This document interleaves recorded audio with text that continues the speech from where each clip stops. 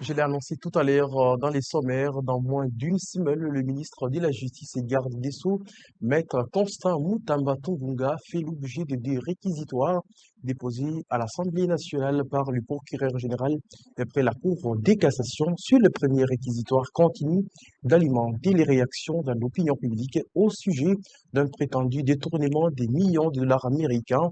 Le deuxième, en revanche, est déposé pour ses propos tenus devant l'examen du premier par le même procureur, ce qui renvoie à un dossier politique dépourvu de sens juridique.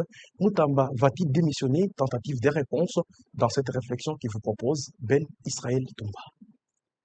Comme annoncé 24 heures plus tôt, la commission spéciale et temporaire mise en place par l'Assemblée nationale pour examiner le réquisitoire du procureur général près la Cour de cassation afin d'obtenir l'autorisation d'instruction à charge du ministre d'État. Ministre de la Justice, Constant Mutamba Tungunga, a bel et bien présenté son rapport lors de la séance plénière du jeudi 29 mai 2025.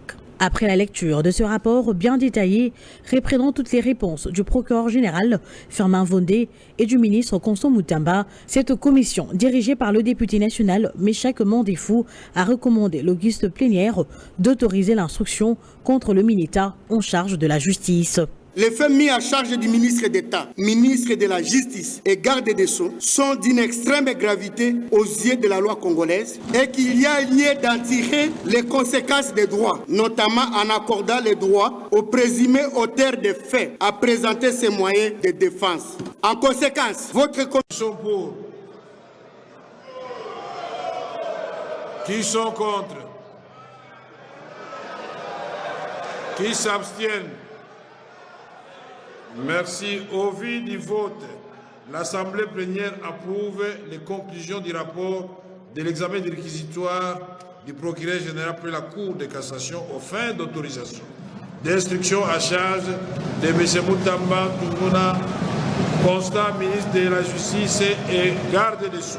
On dirait qu'il s'agissait d'un jeu dont le score était préalablement connu avant le match. Le score de Mutamba avait déjà été scellé avant la conclusion du rapport de la commission spéciale.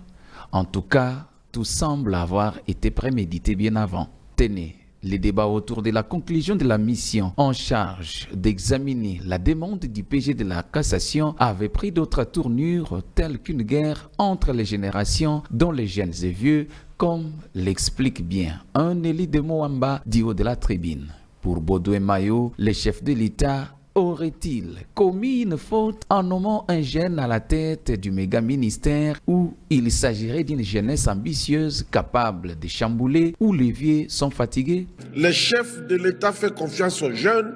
Il faut que les jeunes puissent le lui rendre. Nous n'avons pas besoin d'une jeunesse pressée, d'une jeunesse qui voudrait... Non, à moins qu'on ait des ambitions cachées. 2028 approche. Au cours de cette même plénière, un député élu du Kasaï n'a pas su retenir sa langue au sujet des guerres qui existaient depuis l'avènement de Constant Mutamba entre lui et le magistrat qui, à son temps, les appelait qualifier les verrés. Cette guerre remonterait-elle depuis lors qu'en son temps, Constant Mutamba aurait demandé à la justice d'enquêter sur l'immeuble du PG de la cassation en Belgique. Cependant, pour enrichir la thèse d'un acharnement politique, le PG près la Cour de cassation, alors de la première demande, soit autorisé, procéder à une deuxième demande, cette fois-ci pour les propos tenus par le ministre de la Justice. Un acharnement, règlement des comptes, à l'opinion d'en tirer les conséquences. Pour permettre au ministre concerné de donner sa version des faits et présenter ses moyens de défense, par ces motifs, plaise au bureau de l'Assemblée nationale d'autoriser l'instruction à charge du ministre d'État, ministre de la Justice et garde des Sceaux, Constant Mutamba Tungunga. Parlant au nom du rapport de la commission, les élus avaient conclu qu'il s'agissait d'une faute administrative pouvant amener à une réparation. Après avoir reconnu ses erreurs, il a présenté ses excuses à la commission, donc à l'Assemblée plénière. Malgré différentes interprétations au sujet de la demande du PJ à l'Assemblée nationale, il faut les retenir. Constant Mutamba n'est pas un député pour que ses immunités soient levées, comme le précise le député Mandefou, président de la commission spéciale. Il n'y a pas question de démission parce qu'il ne s'agit pas de poursuite. Le tournant de ces dossiers marque une heure dans l'histoire de la RDC pour les générations futures où un ministre de la Justice est poursuivi par sa propre justice. Alors, nous nous excusons pour ces petits désagréments que vous avez constatés ensemble avec nous. Prenons cette information en bref. Je l'ai bien sûr signifié au sommaire. Le président de la Chambre basse du Parlement a annoncé un deuxième réquisitoire contre le ministre de la Justice, garde des Sceaux, Maître Constant Moutamba, pour plusieurs infractions, dont celle d'outrage au corps constitué. Et c'était lors d'une plénière convoquée ce vendredi 30 mai 2025. Le procureur général près la Cour de cassation reproche également à ses membres du gouvernement soumis d'incitation au manquement envers l'autorité publique. Et ces accusations sont consécutives aux déclarations de Constant Moutamba lors d'un grand oral au palais de la justice où il a évoqué plusieurs enquêtes concernant des allégations, des vols et des détournements d'argent visant principalement Firmin Vondé, procureur général près la Cour de cassation, qui sollicite cette instruction. Et cette nouvelle requête d'instruction arrive moins de 24 heures après qu'une autre autorisant ainsi a été accordée dans le cadre d'une affaire liée à la construction d'une prison. Nous sommes dans la ville de Kisangani, impliquant des accusations de corruption autour de l'attribution des marchés des constructions. Et de Kinshasa, nous sommes dans la partie orientale de la République démocratique du Congo, poursuivant les consultations engagées avec les différentes couches de la population. L'ancien président de la République démocratique du Congo, Joseph Kabila, a reçu ce vendredi 30 mai 2025 à Goma les autorités traditionnelles. Nous sommes bien sûr dans la province du Nord Kivu. Dans leurs échanges, ces autorités coutumières ont sollicité, selon ses proches, la sagesse, l'expérience de l'ancien président de la République pour contribuer au retour de la paix et à la relance du développement durable en République démocratique du Congo. Les autorités coutumières ont également fait part de plusieurs préoccupations majeures, notamment l'accompagnement du retour des déplacés internes dans leurs milieux d'origine, ainsi que la relance urgente des activités agro-pastorales essentielles pour sortir les populations rurales de la précarité. Et par ailleurs, elles ont vivement dénoncé les détournements récurrents des deniers publics par certains responsables étatiques et ont appelé ainsi le président honoraire et sénateur à vie de s'impliquer davantage pour enrayer cette hémorragie financière. Les échanges ont également aussi porté sur la nécessité de mettre un terme à la tyrannie dans le pays afin de rétablir la gouvernance juste, transparente et orientée vers le bien-être collectif. Enfin, ces autorités coutumières ont exprimé leurs vives inquiétudes concernant les projets d'accord minéraux contre sécurité dont les contours restent encore flous et suscitent ainsi de nombreuses interrogations.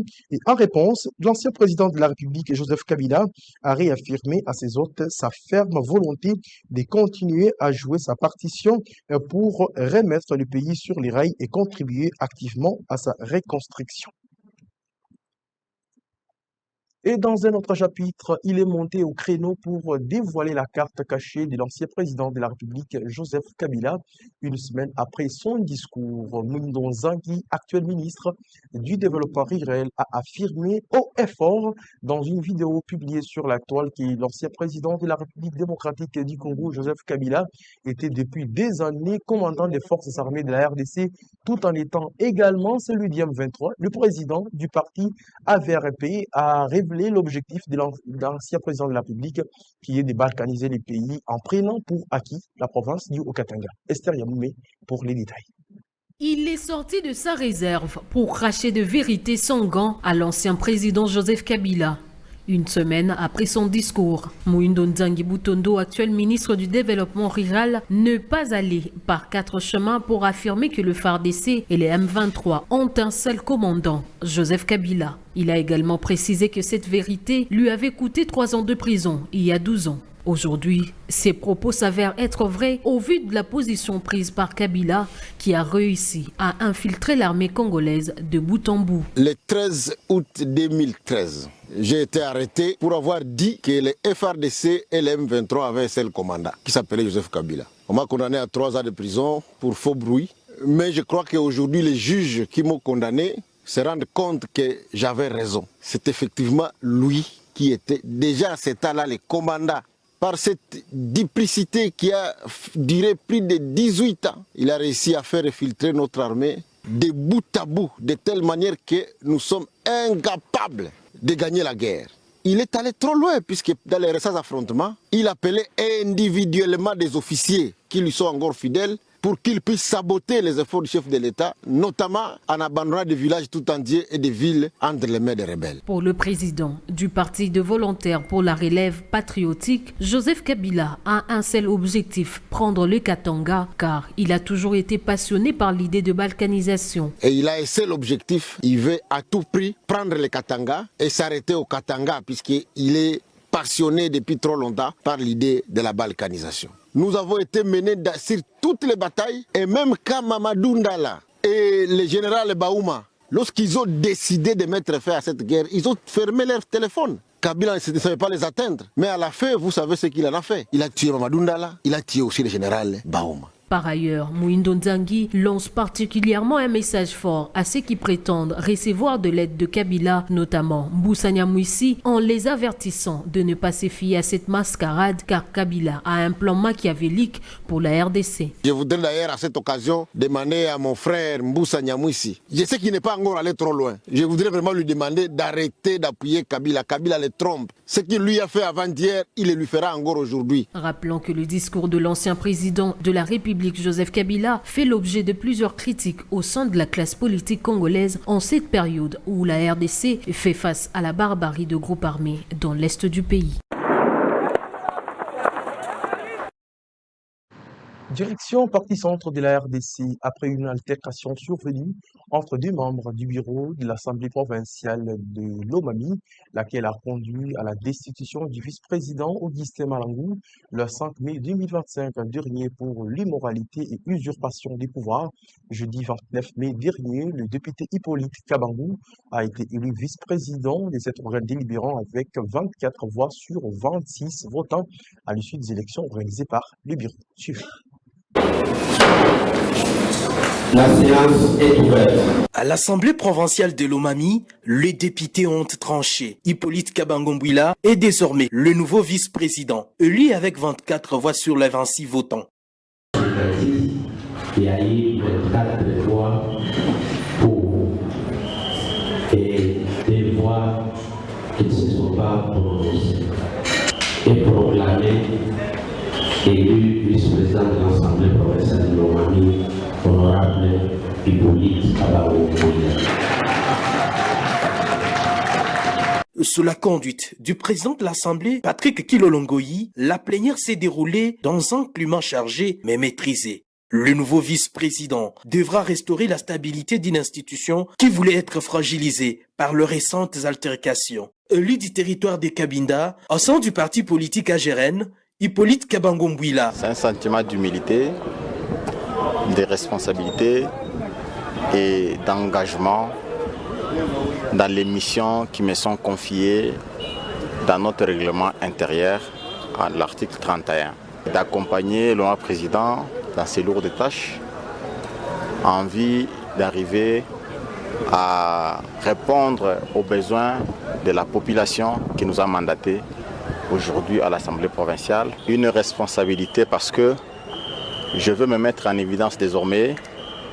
Je ne saurais pas faire ce que je voudrais, mais je ferai ce que la majorité voudra. Son prédécesseur Augustin Malangou a surpris l'hémicycle en demandant publiquement pardon à ses collègues députés pour les altercations survenues le 2 mai dernier. Et à vous, mes chers collègues, je demande pardon à l'honorable rapporteur suite à ces altercations qui ont été survenues. Sincèrement, on n'a jamais eu de problème, mais c'est la politique. Je te demande pardon. Je laisse, je suis votre collègue. Le moment venu, je voulais prendre une décision d'aller ou pas à la magistrature. Merci et à celui qui va me remplacer, je lui souhaite plein succès.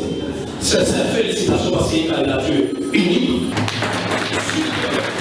Un geste salué par l'ensemble des députés et du public, marquant un tournant vers l'apaisement et la cohésion. À Lomami, l'heure est désormais au travail, avec une assemblée provinciale appelée à se recentrer sur sa mission, représenter le peuple. De retour à Kinshasa, la Cour constitutionnelle a condamné en date du 20 mai dernier Augustin Matata Ponyo à 10 ans de travaux forcés. La Haute Cour, qui avait siégé en premier et dernier ressort, avait aussi ordonné son arrestation immédiate. 10 jours après sa condamnation, l'opinion se demande où serait passé l'ancien Premier ministre. Elle s'est dit autant ne pas être surprise que l'affaire Matata Ponyo soit classée dans les oubliettes. Suivez ici cet élément qui vous propose Edouard Tiaman, mais rendu par Ben Israël Toumba. Condamné à 10 ans de travaux forcés et de 5 ans d'inéligibilité, l'ancien Premier ministre et député national Augustin Matata Ponyo est encore en liberté. L'homme serait en train de partager des bons moments de sa liberté avec ses proches, sa famille, voire ses collègues dans l'une de ses nombreuses résidences, soit à l'interne, voire à l'extérieur du pays. Le 20 mai dernier, alors que la Haute Cour devrait rendre son arrêt dans l'affaire Boukangalonzo, Matata Ponyo a été pas absent lors de cette audience. La Cour constitutionnelle a ordonné son arrestation immédiate pendant que ces derniers siégeaient le même jour à l'Assemblée nationale où se tenait une plénière. 10 jours plus tard, l'homme à la cravate rouge continue à se balader dans la nature sans s'inquiéter. Est-ce une façon de défier la justice? Matata se serait volatilisé dans la nature, comme s'interroge une certaine opinion. Si cette thèse s'avère vraie, que restera-t-il du sort de Matata Ponyo après avoir assisté à des accointances institutionnelles, des audiences rocambolesques qui ont engendré les tensions entre le pouvoir législatif et judiciaire? D'après un avocat, près la Cour constitutionnelle contactée ce vendredi 30 mai par la rédaction de Bossolo Télévision, la procédure judiciaire voudrait que la partie prévenue soit préalablement signifiée par la Cour avant son arrestation et son emprisonnement. Pour les cas Matata, il faut que l'arrêt de la Cour constitutionnelle lui soit signifié et signifié aussi au parquet près la Cour constitutionnelle pour son exécution, a précisé sous le sceau de l'anonymat un avocat. L'ancien Premier ministre de 2012 à 2016, condamné mardi 20 mai par la Cour constitutionnelle pour les détournements de plus de 230 millions de dollars avec l'ancien gouverneur de la Banque centrale du Congo, actuellement à l'étranger, et la complicité d'un sujet sud-africain, continue à vivre dans la quiétude. Des fonds qui étaient destinés à la réalisation du projet agro-industriel de Boukangalonzo, situé dans la partie est de Kinshasa, en feraient gage d'un tas de lions au dos du pain. Outre les 10 ans de travaux forcés, la privation des fonctions politiques ou publiques, ces biens devront être confisqués par la justice au prorata de fonds détournés en faveur de l'État congolais. Wet Ansi. Et changeons des chapitres, le gouvernement de la République démocratique du Congo a lancé la vulgarisation du plan national stratégique de développement 2024-2028 sur le vice-premier ministre, ministre du plan et de la coordination de l'aide au développement, Guylaine Yembo, qui a procédé à l'ouverture officielle de cet atelier à Béatrice Hôtel en présence de plusieurs hauts responsables des institutions et des responsables de la société civile et de partenaires techniques et financiers. Images et commentaires avec Guillaume. Le vice-premier ministre, ministre du Plan et de la Coordination de l'aide au développement, Guylaine Yembo, a officiellement ouvert ce jeudi à Béatrice Hôtel de Kinshasa l'atelier de vulgarisation du Plan national stratégique de développement PNSD 2024-2028. Lors de son allocution à cet atelier qui a réuni plusieurs hauts responsabilités des institutions, des représentants de la société civile et des partenaires techniques et financiers, le VPM du plan a souligné l'importance de cet atelier dans la mise en œuvre de la vision nationale de développement de la RDC. Il s'agit, selon lui, d'un cadre essentiel pour expliquer les axes, les priorités et les moyens de concrétisation de ce plan stratégique dans une approche inclusive impliquant toutes les couches sociales. Le vice-premier ministre a rappelé que le PNSD 2024-2028 s'inscrit dans la droite ligne de la vision du chef de l'État, Félix Tshisekedi Tshilombo, et du programme gouvernemental dirigé par la première ministre Judith Suminwa Tuluka. Le plan vise à orienter le pays vers un développement équitable, à renforcer la résilience économique, à éradiquer les inégalités sociales et à accélérer la décentralisation. Ce plan intègre également des programmes ambitieux comme les programmes de développement local de 145 territoires PDL 145T, pilier fondamental de l'action du gouvernement. Guilain Yembou a également présenté le mécanisme de suivi de l'action gouvernementale MSAG. Ce système permettra notamment d'assurer un suivi précis de l'état d'avancement des projets et programmes de développement en assurant une traçabilité des actions entreprises. Deuxièmement, de mesurer l'efficacité des ministères et institutions en utilisant des indicateurs clés des performances. Et troisièmement, de renforcer la transparence des actions gouvernementales et la redevabilité des responsables publics envers les citoyens. En somme, le VPM du plan a appelé à une pleine adhésion des parties prenantes, soulignant que le succès du PNSD dépendra de sa traduction concrète dans les politiques publiques, les budgets de l'État et les programmes d'investissement public PIP. Parce que nous avons parlé de lui, le vice-premier ministre, ministre du Plan et de la Coordination de l'aide au développement, Guilain Yembou, a présidé la 133e réunion ordinaire du comité exécutif de l'initiative pour la transparence dans les industries extractives. Et cette rencontre tenue au sein de son ministère marque une nouvelle avancée dans l'engagement du pays pour une gouvernance responsable des ressources naturelles. Guillaume, une fois de plus. Le vice-premier ministre, ministre du Plan et de la Coordination de l'aide au développement, Guilain Yembou, a présidé le jeudi 29 mai 2025 la 133e réunion ordinaire du comité exécutif de l'initiative pour la transparence dans les industries extractives, ITI-RDC. Cette session, tenue dans le locaux du ministère, a marqué une nouvelle étape dans la consolidation du processus de transparence dans la gestion de ressources naturelles de la République démocratique du Congo. Au cœur de discussion, plusieurs points clés liés à l'avancement du processus ITI en RDC. Parmi ceux-ci, la préparation active en vue de la validation du pays en 2026 qui représente un jalon majeur pour renforcer la crédibilité de la RDC sur la scène internationale. En ligne de mire, la conformité aux normes ITI et l'adoption de bonnes pratiques dans le secteur extractif. Prenant la parole à l'issue des échanges, Guilain Yembou a salué la qualité du travail accompli par la coordination de l'ITI-RDC. Il a rappelé l'importance stratégique de cette initiative, en particulier dans le contexte sécuritaire et économique actuel. Le rapport, comme vous l'avez suivi, tout se passe très bien pour le moment. Tout le travail est bien abattu par la coordination avec les coordonnateurs. Donc je crois que nous sommes bien avancés même en termes de processus de validation.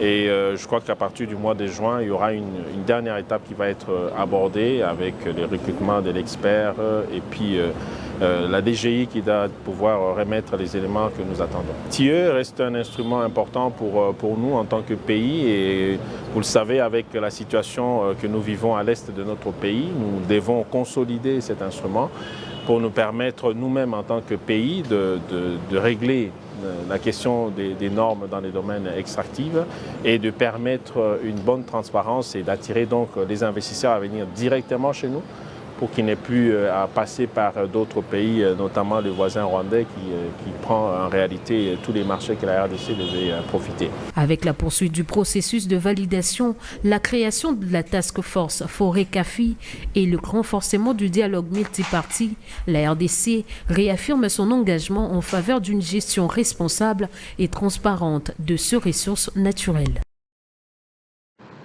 Changeons des chapitres. Nommé récemment à la tête de la police de la ville-province de Kinshasa, le commissaire provincial divisionnaire Israël Kantou est désormais confronté à ses responsabilités dans une ville qui fait face à plusieurs défis, notamment la criminalité omniprésente et les embouteillages dans la ville. C'est le début d'une lutte sur le terrain et d'un défi que le nouveau patron de la ville doit relever après les Congo central. Regardez ce portrait. Après le départ du commissaire principal divisionnaire Blaise Kilimbalimba à la tête de la ville de Kinshasa, la charge revient désormais à Israël Kantou-Kakulu. Une nomination certes réjouissante, mais qui représente également une équation de plus à résoudre dans une ville confrontée à plusieurs défis, notamment la criminalité omniprésente. Avant Kinshasa, le général Israël Kantou a laissé son empreinte dans le Congo central durant les 2 dernières années où il a préparé une police prête à relever n'importe quel défi. Nous sommes obligés à être disponibles. Ce qu'on a le Congo, on a midi. Ce qu'on a midi, on a le Boutou. Les hommes là, on va dire que beaucoup. Là, nous sommes au sein de la sécurité. À part la disponibilité, nous devons nous rendre fiers. On doit être fidèles avec notre serment. Biso, l'actuel patron de la police de la ville-province de Kinshasa a effectué 2 missions d'itinérance, 2 actions concrètes menées sur le terrain. Un dialogue de proximité avec la population, mais surtout le courage d'aller partout où le devoir l'appelle. Réputé pour sa mission de terrain, le général Israël Kantou a ces dernières années entamé une mission de sécurisation de la frontière congolo-congolaise. Déclenchée par la guerre d'agression qui subit le pays de la part du Rwanda, ayant construit de base à Brazzaville de l'autre côté du majestueux fleuve Congo. La vigilance demeure l'une des caractéristiques de ces Kinois forgés dans les entrailles de services de sécurité depuis 1985. Né le 4 juin à Kinshasa, l'enfant de Tchangou s'est engagé dans le rang de force de l'ordre par une formation à Maluku. Ce n'est que le début d'une longue carrière qui l'a amené partout dans le pays, notamment au Nord Kivu, au Tuele, Mongala, Kwilu, Bandundu, Ituri et Kasaï oriental. Israël Kantou est un véritable homme de terrain qui a su tracer son histoire à la tête de toutes les entités sous sa responsabilité. Avec un bilan élogieux, il a été, dans les années 1990, la pièce maîtresse de la mise en place de la police d'intervention rapide. Pour la patrie, il a veillé et a donné le meilleur de lui-même. Parmi les défis à relever à Kinshasa, on trouve notamment les embouteillages, l'insécurité grandissante avec le phénomène Kuluna. Il ne sera pas un homme de bureau, mais un homme en contact permanent avec le Kinois. Membre de l'église CFC du pasteur Jean-Paul Mayata, fervent fidèle du combat spirituel, il pourra compter sur le soutien de tous les adhérents de mouvements religieux, dont le Kimbanguiste, le catholique et protestant, pour la réussite de sa mission. Alors, on quitte la ville-province de Kinshasa, on fait un petit tour dans la partie orientale de la République démocratique du Congo. Électrification de la province de l'Ituri. L'arrêt a émis 2 avis conformes favorables pour l'octroi à la société Ituri Énergie des titres pour électrifier 600 000 ménages pour les contrées d'Aru, Mahagi et ainsi de suite. Cet avis favorable permettra aux entreprises concernées d'électrifier les 3 villes d'Ituri, dont Mahagi, Aru et on suivait ces reportages. L'autorité de régulation du secteur de l'électricité a émis le 21 mai 2025 2 avis conformes favorables pour l'octroi à la société Ituri Energy des titres pour électrifier 6 000 ménages dans les contrées de Aru, Mahagi et Ariwara dans la province de l'Ituri. Les 2 avis conformes favorables portant respectivement sur l'octroi d'une licence de production de l'électricité et d'une concession de distribution de l'électricité. Les 2 avis conformes favorables portent respectivement sur l'octroi d'une licence de production de l'électricité et d'une concession de distribution de l'électricité. Recevant ces avis des mains du directeur général de l'ARE, Dr Sandrine Galula Mobenga, la représentante de la société Ituri Energy, Anna Uroshi Papani, très satisfaite, s'est exprimée devant la presse en ces termes. C'est une grande satisfaction pour moi et pour la société Ituri Energy Corporation, et cela va pour l'intérêt de toute la population de la province de l'Ituri, précisément pour les territoires des Mahagi et des Aru. S'adressant au directeur général de l'ARE en particulier, elle lui a exprimé sa gratitude pour son professionnalisme, mais aussi pour la rapidité avec laquelle leur dossier a été traité. D'autre part, Anna Uroshi Papani a sollicité l'appui de l'ARE pour faciliter la délivrance rapide de documents transmis à l'autorité compétente afin que les travaux puissent démarrer sans délai. Il faut dire qu'avec ce projet, près de 6 000 ménages et de nombreuses petites et moyennes entreprises pourront être desservies en électricité d'ici fin juin 2026. Consécutivement à la remise officielle des avis à la société Ituri Energy, Dr Sandrine Ngalula Mubenga a accordé une audience à Mwanza Amisi Singoma, l'un des associés de la dite société avec qui les échanges ont tourné autour des activités de ces dernières. À cette occasion, la situation de l'évolution du projet de Mahidro à Mbujimaï dans la province du Kasaï oriental a été passée en revue.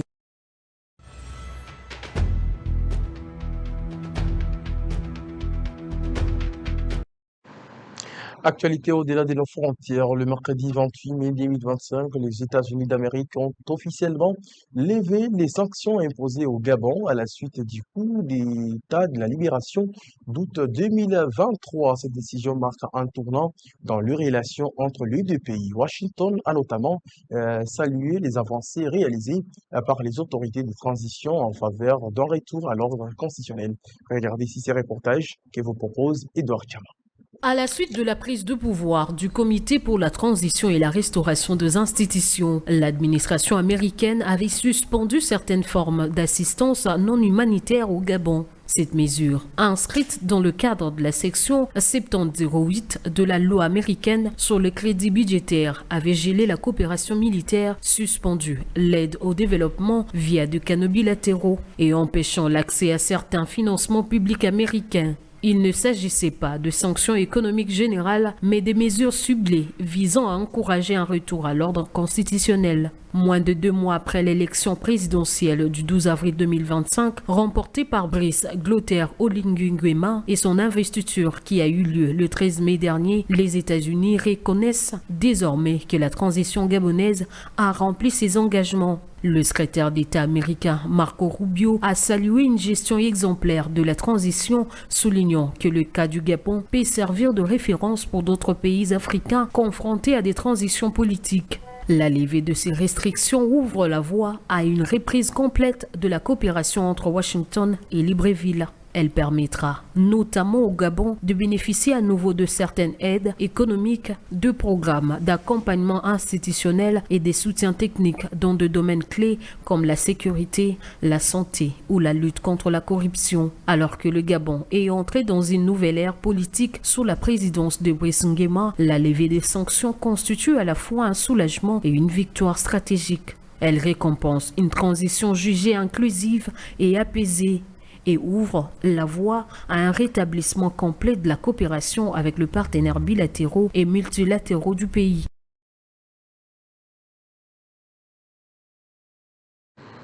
Ce journal est complètement fini. Merci pour votre attention soutenue. Merci à Guillaume qui a supervisé et coordonné cette grande édition du journal. Merci également à Gédéon Chitumbi qui était devant les grandes machines pour me faire parvenir dans vos maisons. Merci également à Chrétien Gaëmé qui a assuré le prise de vie. Quant à moi, je vous retrouve ce samedi pour la page rétrospective de la semaine. Portez-vous bien chez vous.